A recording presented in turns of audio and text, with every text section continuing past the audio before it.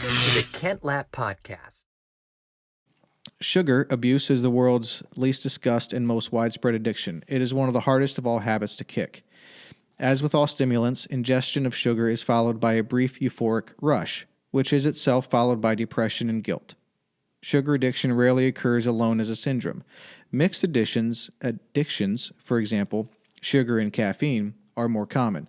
Sugar abuse is often involved in the development of serious alcohol abuse. An absolute correlation has been shown between high sugar consumption and high alcohol intake outside meals.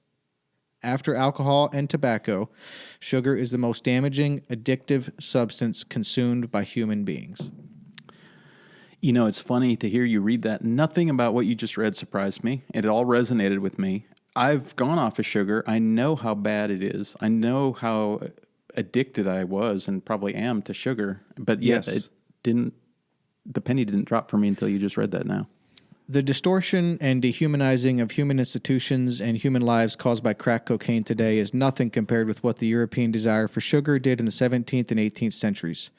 One may argue that something approaching slave labor is typical of the early stages with cocaine production, but the difference is that it is not slavery sanctioned by mendacious popes and openly pursued by corrupt but legitimate governments. A further difference must be noted. Brutal as it is, the modern drug trade is not involved in anything resembling the wholesale kidnapping, transporting, and mass murder of huge populations as was done to further the process of sugar production.